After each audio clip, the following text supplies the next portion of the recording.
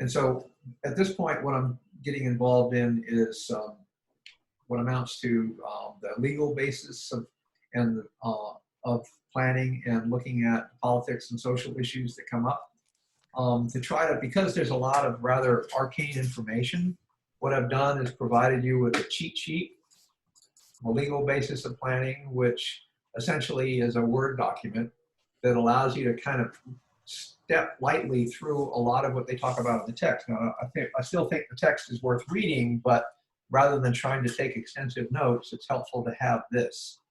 There are a couple of key concepts here which we'll get involved in: eminent domain, and zoning, and the issues, the court cases that have come up over time related to this.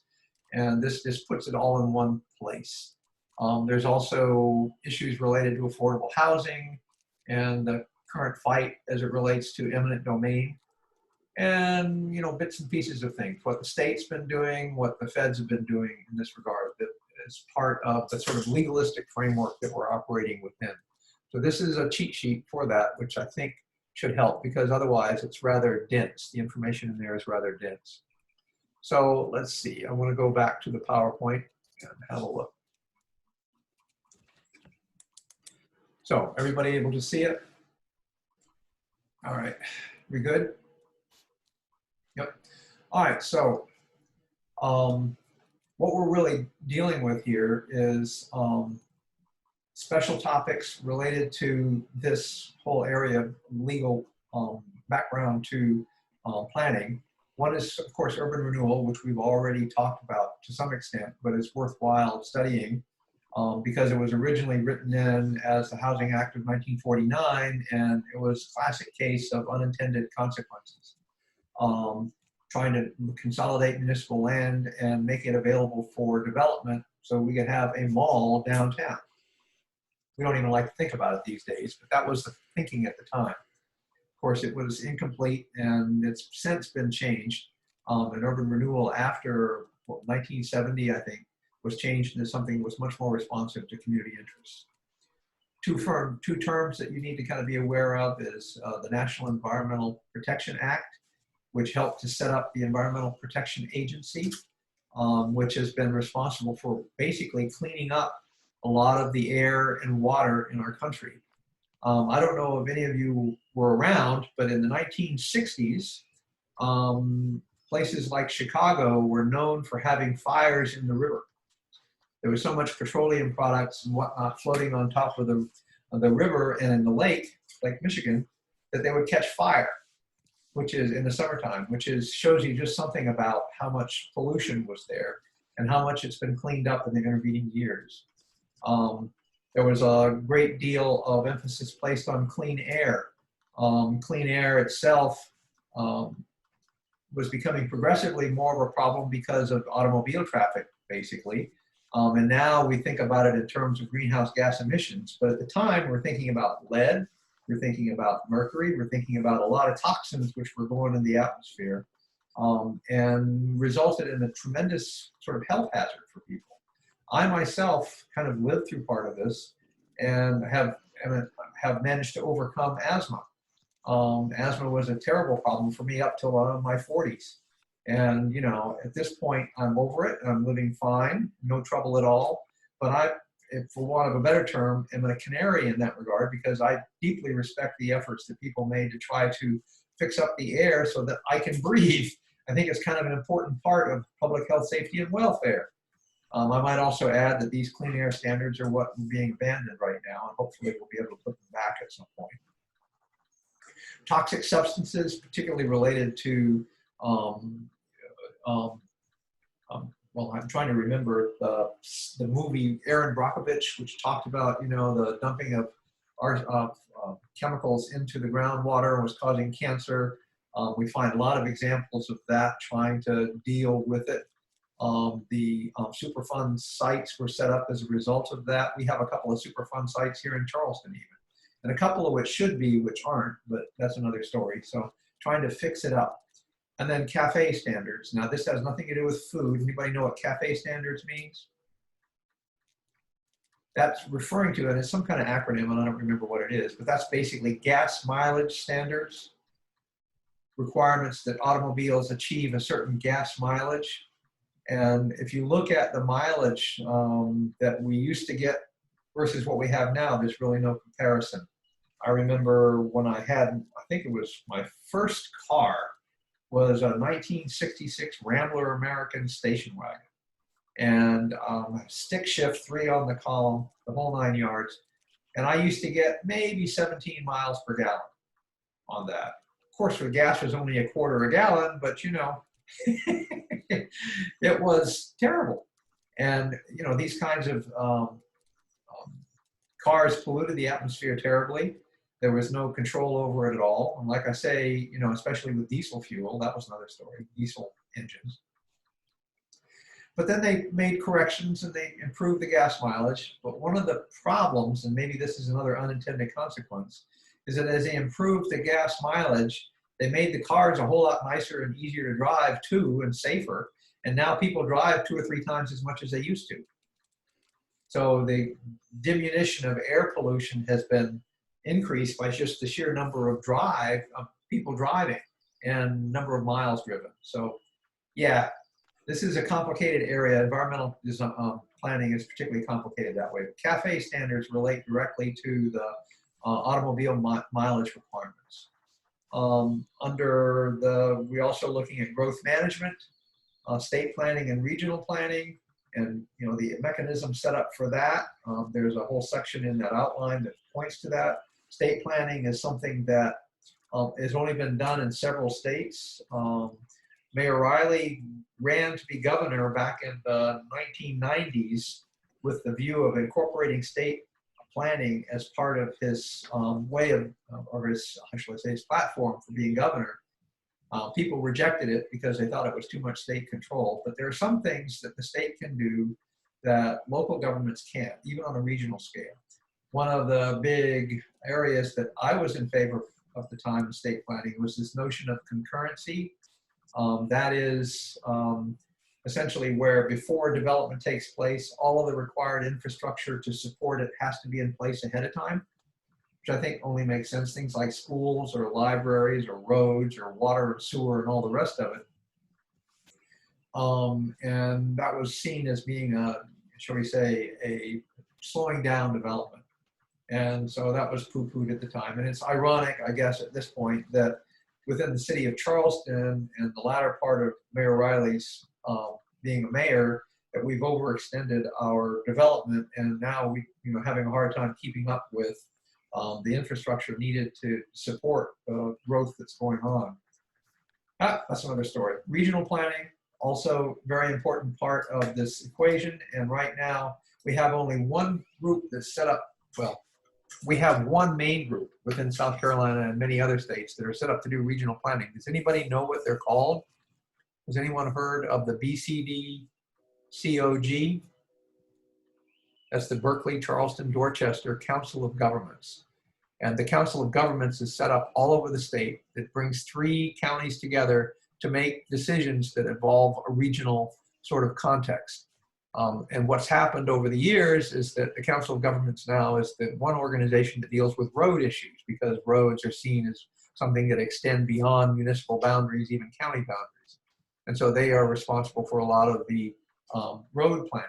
They're the ones who are doing the majority of the planning for the bus rapid transit that's being proposed to link North Charleston with Charleston. But yeah, their role has been diminished somewhat, dealing only with transportation, but they should be involved in a lot more that they're not. That's another story, but this is another part of the sort of legalistic environment that we work within. We now have the Council of Governments. In Georgia, they call them the APDCs, Area Planning and Development Commissions. They have different names in different states, but that's trying to develop a regional context for decision making, even though it's underutilized. Trying to look at sprawl here. I have a question for you, and this is by way of definition. Can anyone here define sprawl? I know you know it when you see it, but what is the definition of sprawl?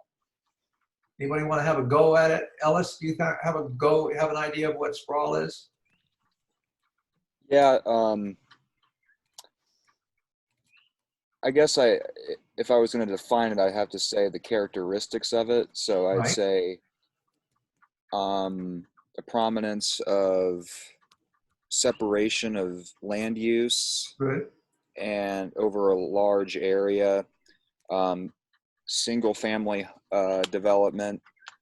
That's been the rule so far. Yeah, right. Yeah, and then vast swaths of highway that separate these single family developments with commercial development, Or jobs or anything else, right? or jobs, industrial development, and probably the number one thing with it is to traverse the landscape. You got to have a car. You can't really walk anywhere unless you want to walk 20 So miles. issues of livability, walkability, they're all part of the problem with sprawl. Yeah. Single-use planning, you know? You presumably could have sprawl of apartment complexes too, you know? Yeah, and I know sorry, just to make a point, in China they have all these huge tower, like 50-story apartment buildings that's just sprawled out. Like they have high density, but it's still sprawled. So I think maybe call it lack of diversity of land uses. Yeah, yeah, And yeah, certainly your point about the car is well made. And so trying to come up with answers to sprawl is a real issue, a real problem.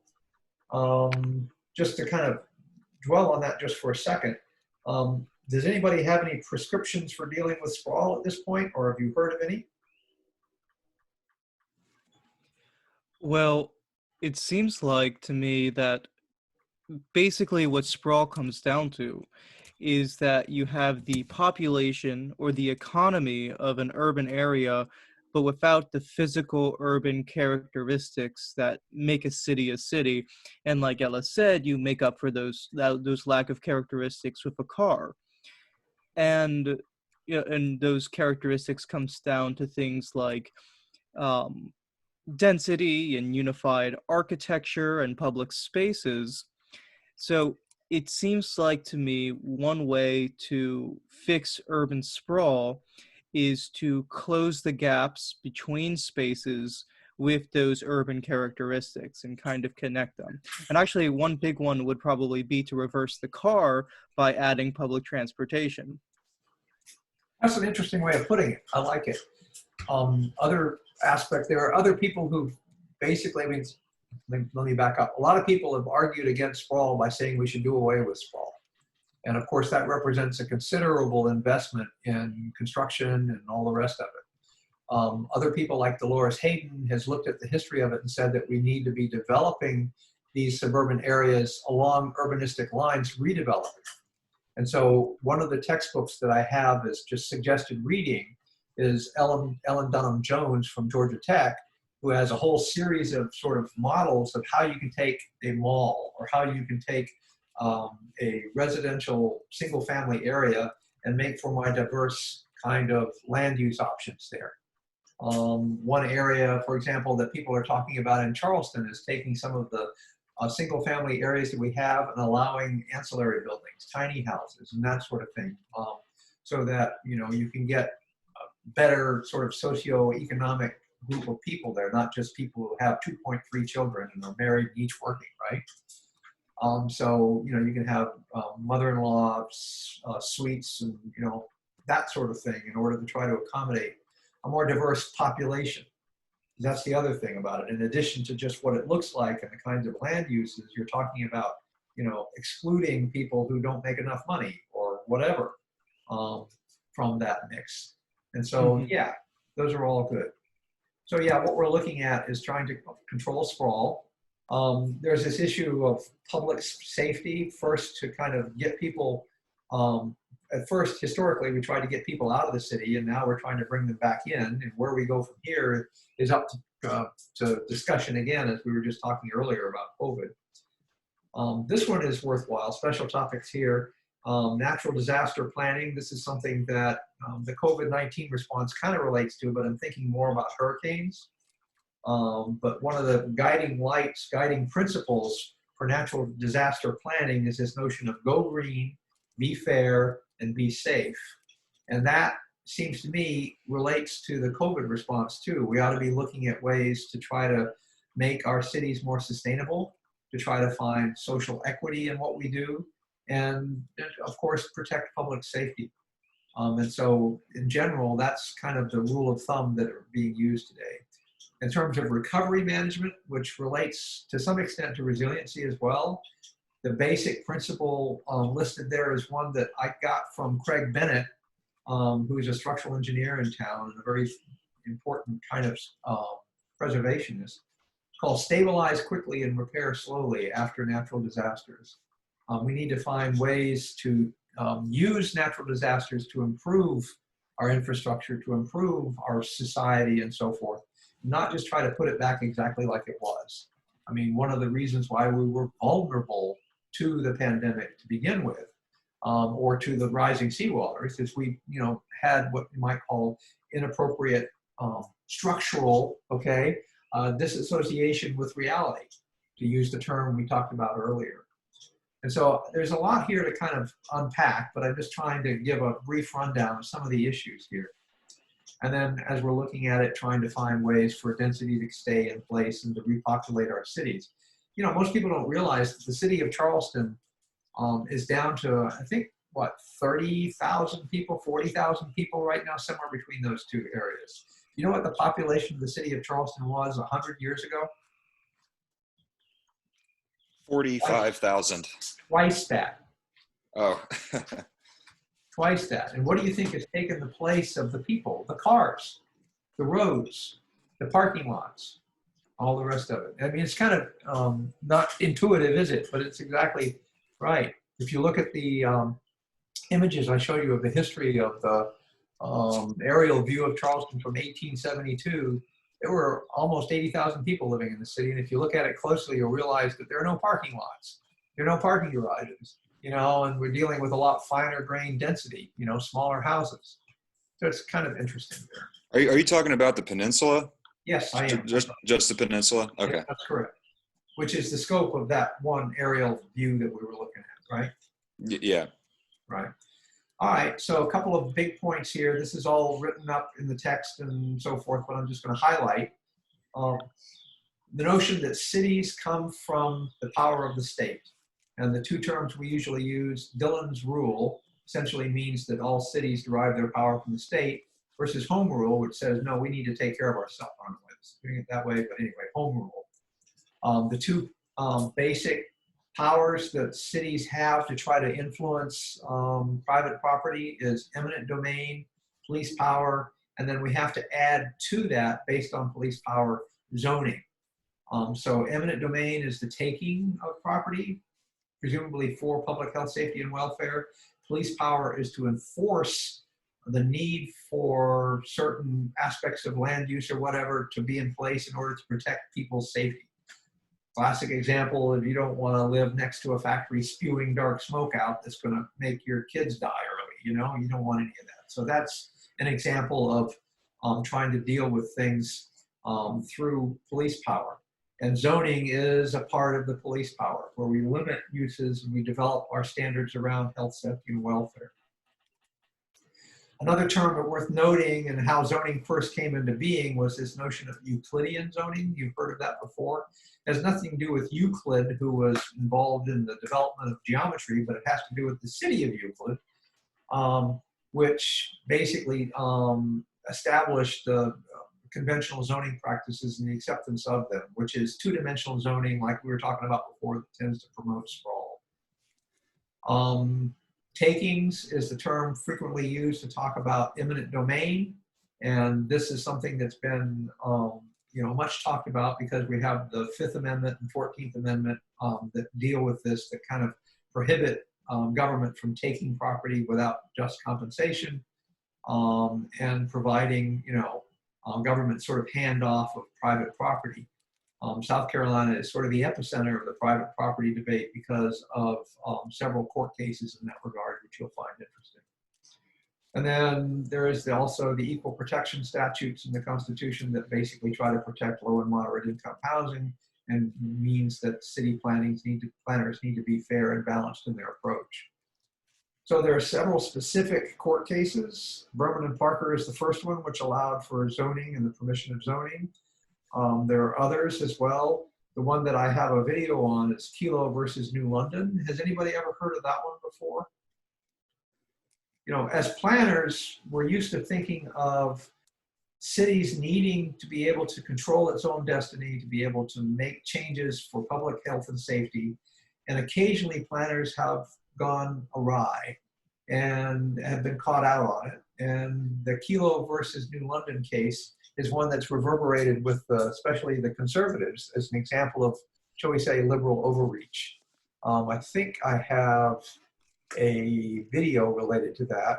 And I'll encourage you to take a look at that, but it's the Cato Institute does it, and they talk about planning overreach in that regard, and this is something that we're still facing today, where people are worried that their property will be taken because the city wants to do something, and it belongs to them.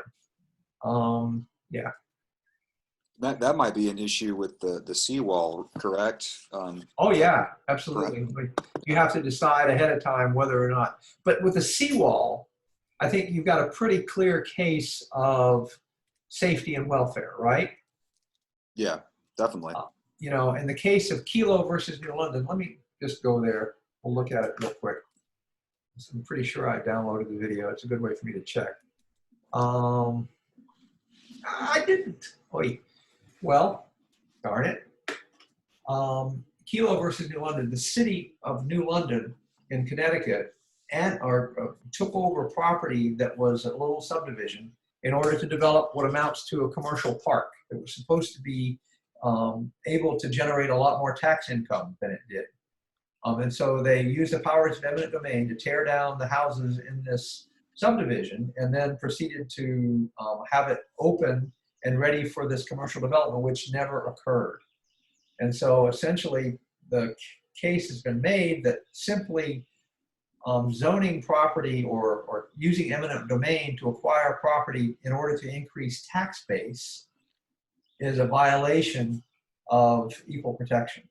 And so in private property rights. And so this has been a subject of a great many court cases since then, including this one I referred to here a minute ago of, where is it?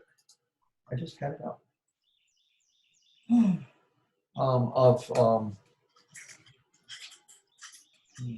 Court cases of Kilo versus New London and just what was going on there. And I'm trying to figure out what happened to my PowerPoint that just was up here. Let me share.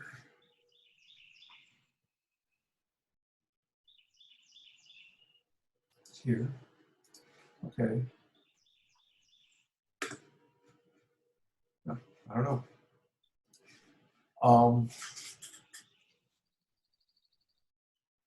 Legal basis, we'll back to here. I'll just open it up again. Maybe I went out of it without meaning to. Okay, so Kilo versus New London. Yeah, and in Arizona, there was section 7207, which was dealing with the same issue of eminent domain. So eminent domain is a big deal. It's the main power that cities have to try to, control their welfare. But, this is something that is politically has a high cost to it. If you start exercising too much eminent domain, there'll be a definite pushback, as you can well imagine, within South Carolina and Charleston.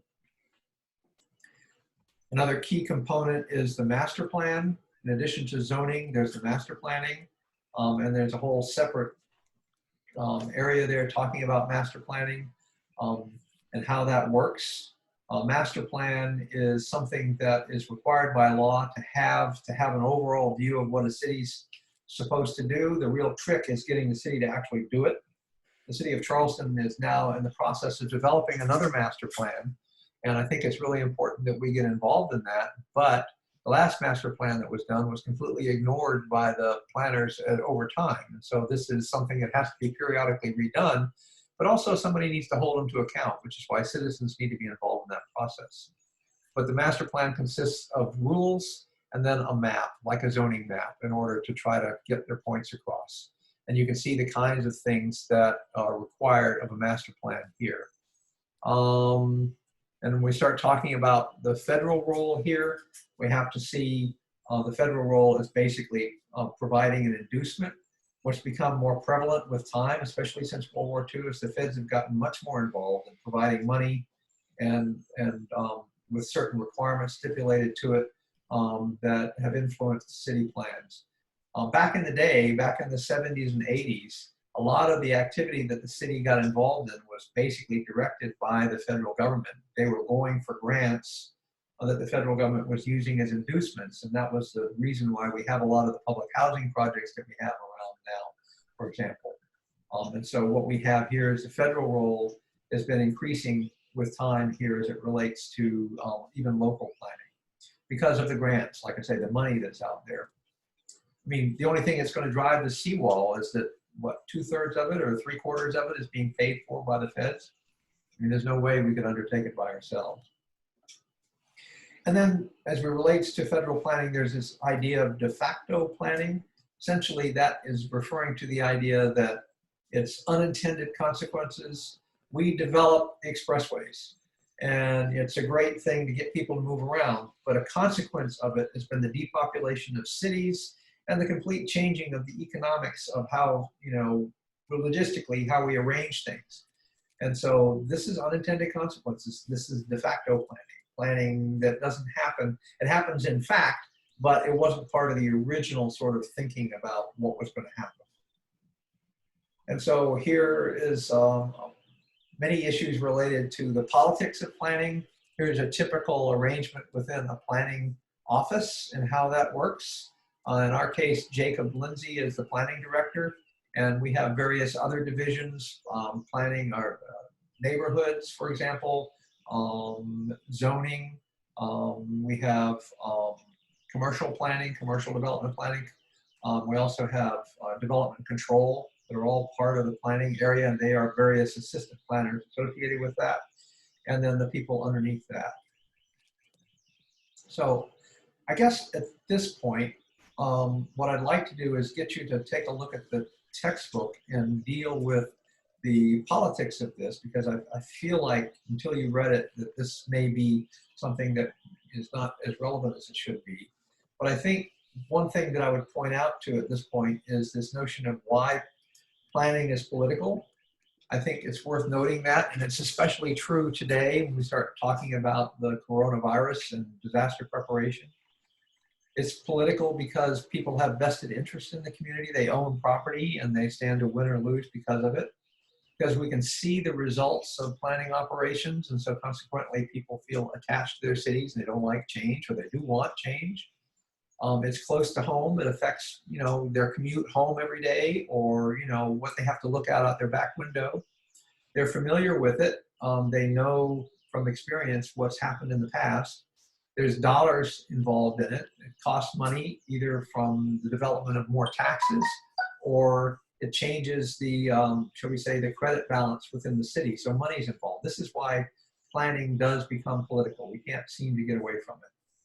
So what we're going to do is spend a little bit of time going through this chapter, and we'll pick it up again next time and see where we go with it. I kind of wanted to end the discussion today just in a preliminary way, because we need to pick up on it a little bit further with, what was I going to say? Oh yeah, a discussion about how you see planners following up with our current situation and responding to it. Do you think that we should be planning for a future that doesn't involve change after all that's happened to us in the last month and a half? Do you think we ought to be planning for it? We ought to be looking strictly in a reactive sense? Do you think there's a role for the federal government in it? What do you see happening to change where we are as a result of what we're going through now? This is a kind of an ambiguous question, open-ended question, but some of the basic principles that we've been introduced to here, how do you see that weaving into the discussion? Jason, do you have any thoughts?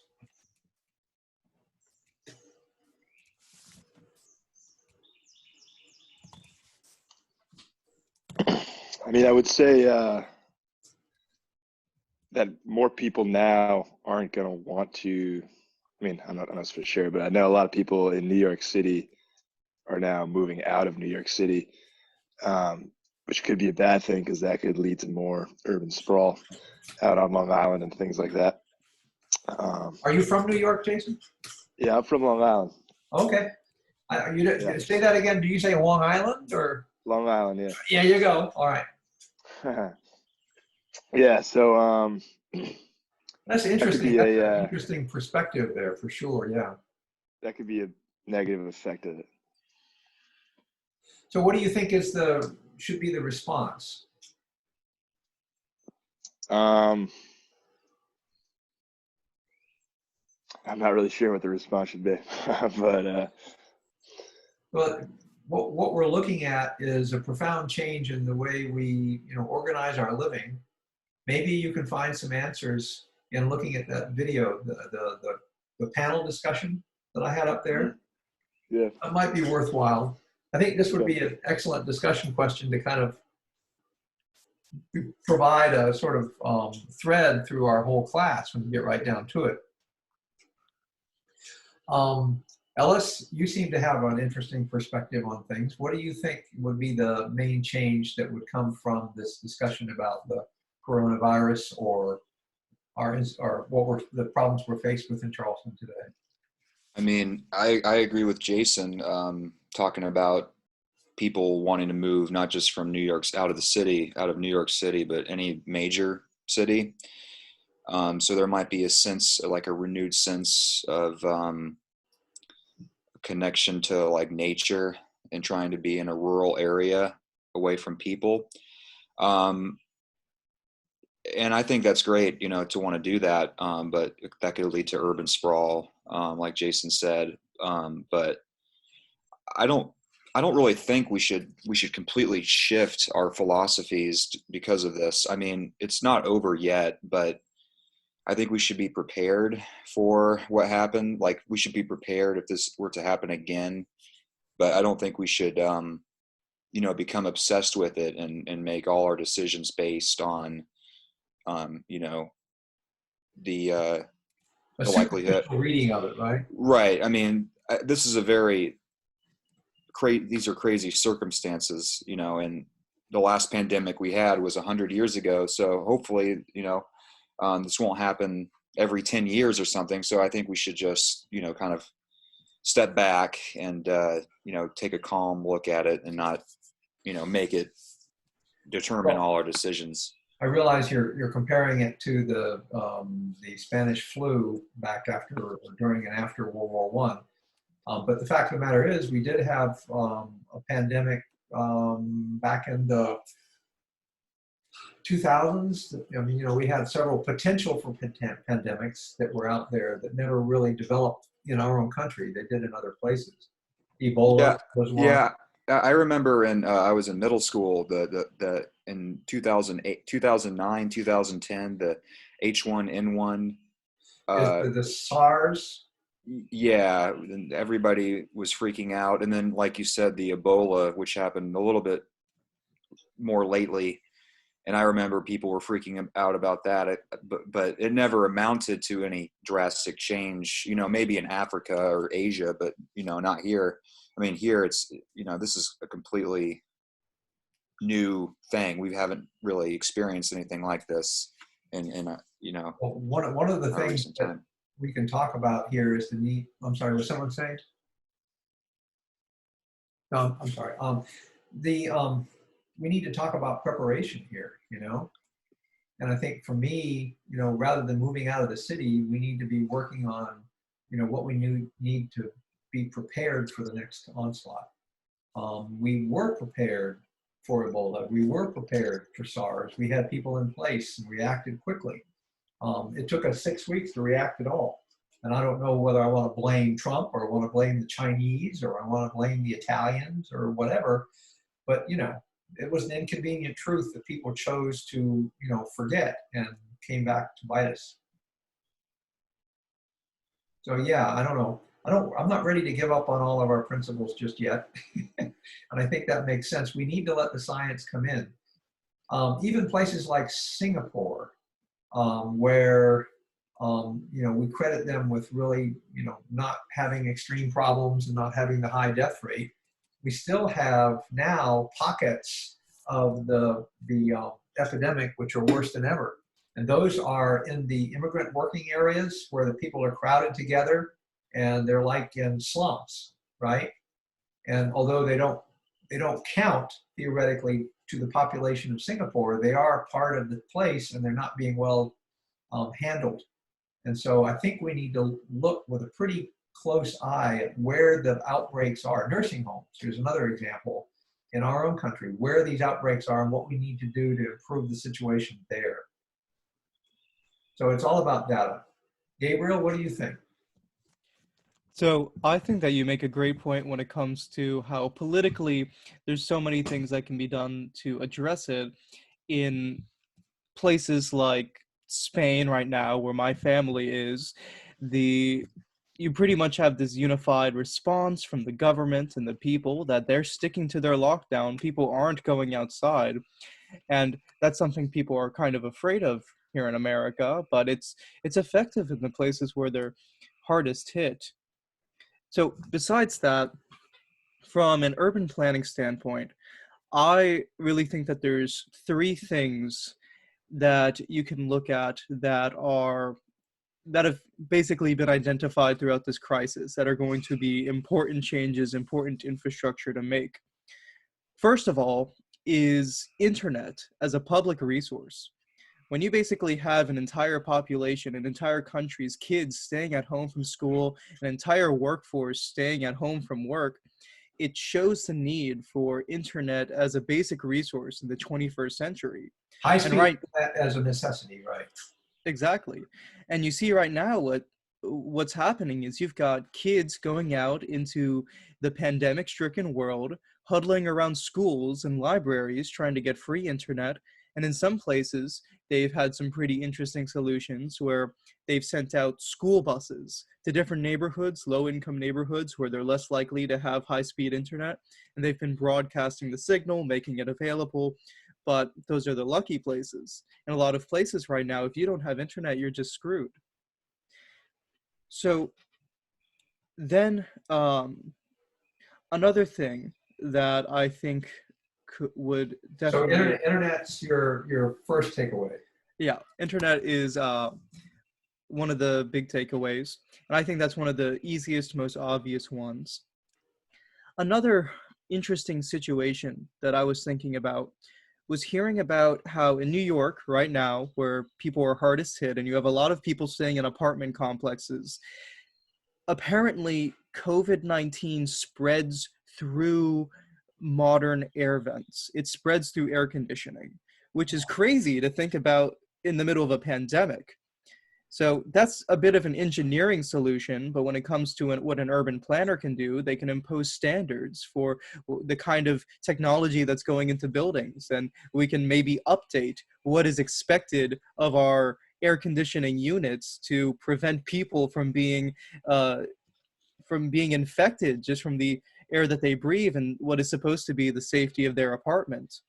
And that will have a dramatic effect on architecture. We can no longer have these big boxes where, the air gets intermingled. We need to be talking about slightly smaller spaces where you can segment that. Definitely. And particularly as someone interested in architecture, what I think of as the best solution for that, I think about how people these days are integrating biophilic aspects, nature into their buildings, and the potential for nature, into implementing nature and green into a building to produce that cleaning air effect. I think my Roomba is wandering in here. I'm sorry if you guys are hearing any noise. Your what is? Yeah, one of those vacuum cleaners that moves Oh, around in your. okay. Okay. But if you guys don't hear it, that's fine.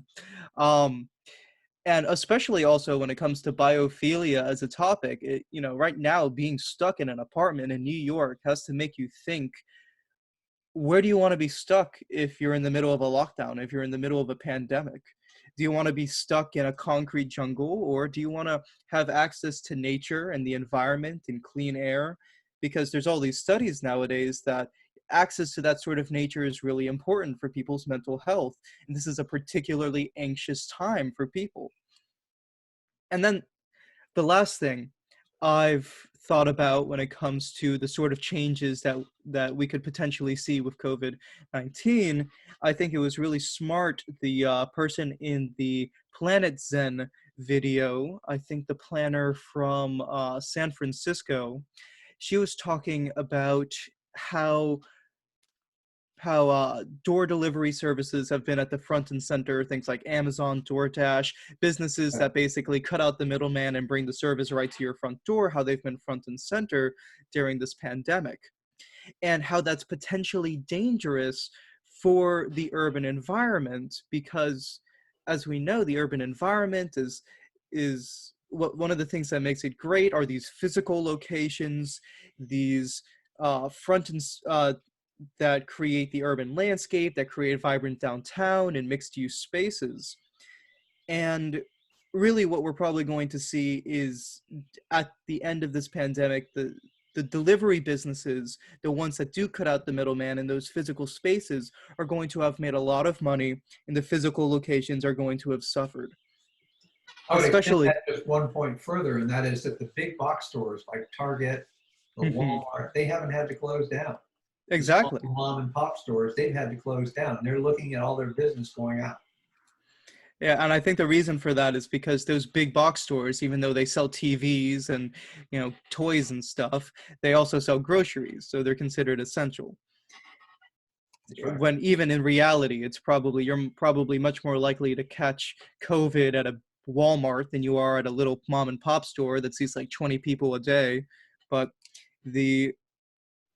so I think that when we come out of this pandemic, we're going to have a big advantage for these tech commerce companies rather than the physical locations, especially since they don't have the overhang of the rent of these physical locations. Right. So I think that one way to potentially adapt to that, to not just see this become an excuse for more urban sprawl and lack of physical locations, is to produce more infrastructure, more incubators, basically, so that you can have office spaces, communal spaces, business spaces, and even tiny little fronts, even like micro businesses where you can have the storefronts of these businesses that are existing mostly online.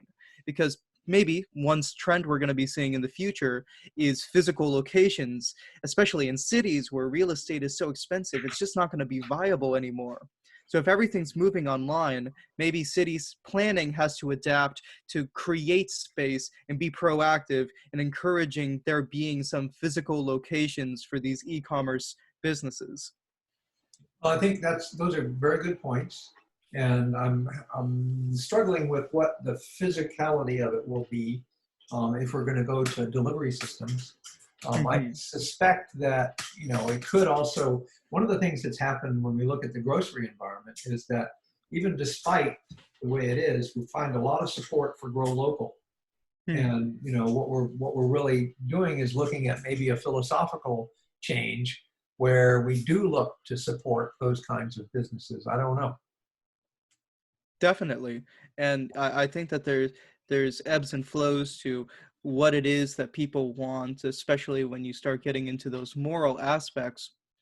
But when it comes to a lot of the day-to-day stuff as well, I think that a lot of, besides the trends that you see in the people that are affluent enough to choose where their groceries come from, I think a lot of people, when you think about the average person, they go with what is easiest and what is most serviceable to them. So when I think about the potential future urban landscapes, I think that we're going to see more things like what we have on campus at College of Charleston, things like those Amazon lockers, things that support that online business infrastructure, since that is just where the economics points. And in America, it tends to be that where the economics points is where society is going to head. Yeah, I think you've got a good point there. I wonder a little bit about the service industry, not just providing goods, but also providing services and how that's going to be managed. It's going to be much more of an online configuration, I suspect. But as you say, we need to, maybe, one of the interesting aspects of it, we seem to be moving out onto the streets. And this is something that was the subject of that city council meeting, that's posted here, and that is the subject of several of these videos, is that, you know, when are we going to start? Maybe to some extent, we'll be able to start taking over some of the streets. Well, Mhm. we can actually quarantine ourselves better, or socially distance ourselves better in that situation. Right. Interesting stuff. Many And it's changes. interesting. It's interesting to see how in places like Seattle, I think they've taken the opportunity of quarantine to actually close off some of their streets permanently to traffic and make pedestrian areas. Well, we could use a few of those around the College of Mhm. Charleston, starting with George Street, right? Right. And Yeah. also, when you speak about, you know, the counter movement, how there is people wanting those physical locations in those sorts of urban leisure spaces and taking back the streets, maybe the opposite way to move, that goes against the whole e-commerce infrastructure thing, is leaning into the idea of shopping in an urban environment almost as a leisure, of going through the spaces and trying to create more market spaces, more spaces that are like a bazaar in the cities that attract tourists um, and attract people that want to live in cool spaces. Since we've seen that in a way, these sorts of pro-urban landscapes really lend themselves to attracting hip crowds. So the more urban, the more it embraces that, the more Well, people want that. reciprocity that you see with it. Well, this is a classic case. Whenever you force a business into having a bricks and mortar business, especially with the kind of overheads they have in the city of Charleston, you know, Hmm. you're pretty much dictating that the only people who can afford it will be the large commercial chains. Hmm. And, you know, the Definitely. idea of having a shul or a market or areas like that where you can actually get people in there trying to sell goods and services, you probably end up with more varied product types. You certainly have, you know, an interesting sort of mix of people. I've spent a fair amount of time over the last year in Israel, and that's the basis of, you know, their economy there. I've been to Spain. You know, there are a lot of public Hmm. markets in Spain. We see that in a lot of European countries, and somehow or other we haven't, you know, had that happen here. I don't know. One of the proposals, just by the way, for the South Windermere Shopping Center, which we can talk about at some point, is to open it up to market areas, specifically tying in the Greenway into a market area, tearing down some of the buildings, and actually, especially the ones that are low and are flooding anyway, and providing market space. And this market space then also doubles as a place for water to go whenever it's raining really bad. So there are a couple of issues there that relate across what we're talking about, a couple of these difficulties that we face. Well, I've enjoyed the conversation.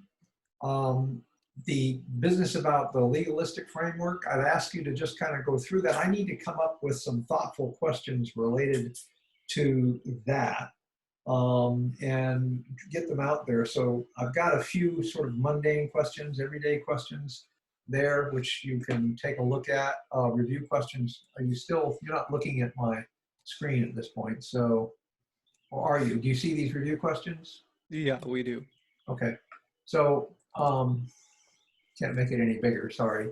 So these are pretty much basic questions, but I'm thinking that we need to continue this basic theme of resiliency and how do we adapt and how do we deal with this as a community in the difficulties that we face today. And so maybe we'll take a look at these sort of legal cases and see how the ground might be shifting around us right now. Because one thing you learn from looking at the law behind it is that it's not static, it changes, and it's likely to continue to change.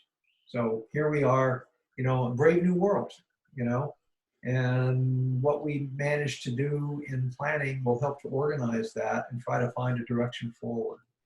So I think tomorrow, I'm just going to reiterate, we have our planning meeting I'm asking you to report on. There is a City of Charleston digest, but catalog of all of them that's there, but I think most of them are going to be after the deadline. So I would recommend you take a look at the city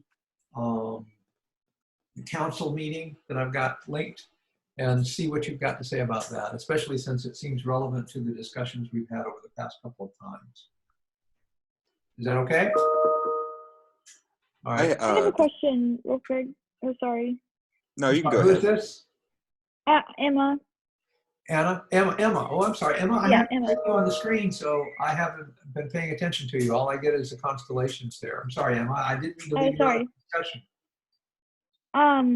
So for the response number 1, the history of urban planning that's due on the 21st, Yes. are there review questions that you want us to answer for that, or is that just like an open-ended? It's more open-ended. Thought. What I'm mostly interested is your response to the discussion, and you can obviously deal specifically. I said history there, and that was the original intent. But I think last week I pointed out that if you wanted to respond to the general discussion that we've had, that's fine too. Okay, sounds good. Thank you. What I want it to do is be relevant for you. It's nice if you can involve some history, but we are developing this basic theme in this course. So yeah, have a go at that if you like. Right. Okay, thank you. Yes. Let's see. I've got a big M here, and I'm trying to remember who M is. Yeah, it's Matt. It's me. Hey, Matt. Sorry about that. No, How you're are you good. doing? Any response you have at this point? Any questions?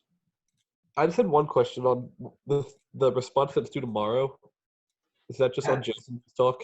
That is either the city council meeting, or if you've got another public meeting that you can attend virtually, then you can deal with it that way. Okay, just your thoughts and everything on that, and then that's all you need to submit. Right. If you take a look at, I think I've got listed some thoughts or some direction associated with that. When you go to the, let's see, Graves, Dropbox, just double checking. I get lost in all of the cubby holes here. All right, so planning committee notes, boom, boom, boom. On the syllabus, that's right. On the syllabus, there's a list of items or thoughts related to it to kind of get you thinking about it. Hopefully the discussions about preparation for the virus and coming back from it economically and so forth will help to inform your thoughts. There's a bunch of people talking, but I think there are some fundamental sort of points made during the course of the discussion. And the meeting is a little over an hour long, so it's not too bad. So that's just linked on the syllabus? Yes, if you look at the syllabus, let me see, I'll go back to that content. Syllabus there, and go to share screen. Oh, there it is. I guess I am already. Let me go down and look. Oops. Yeah, here it is. Planning committee notes. Attend a virtual or real planning meeting, announce they're available, and write a 2 or 3 page paper on their observations of what took place at the meeting. Be sure to attach the meeting's agenda, which I think they do have on the city council meeting, and any handouts that they may have provided. And so basically you're responding to that. All right, thank you. What I'm trying to do is get you to see democracy in action in all of its glory, okay? Yeah. All right, so that's the idea. And there was another West Ashley Revitalization Commission meeting, redevelopment, I guess they've changed it, that's there, but I don't know that they recorded that one. So unfortunately, I can't offer that one to you. If I find another one, I'll throw it your way, but those are, that one's not a bad one for us to focus on, the one, the city council meeting. All right, guys, if there are any other thoughts, please feel free to email me. I've got a discussion board up, just looking here, under communication, communication discussions. So if you'd like to discuss any of this amongst ourselves, it's here. And you can add information there as you like, okay? Or you can email me and we can talk, but you've got the submittal of on the Dropbox that you need to add in there. All right. Yep. I'm sorry? Emma, was that you? I said thanks. Okay. All right. Well, I'll call it an evening. I've been talking for 2 hours or one way or the other. I'm available next Monday for sure during class. Is the class time working out okay? Jason, are you able to get back at a reasonable enough time? Yeah, usually I just have to start the lecture out on my phone in my car. But Okay. Okay, well, yeah. it's okay with me if it's okay with you. So I'm going to quit recording.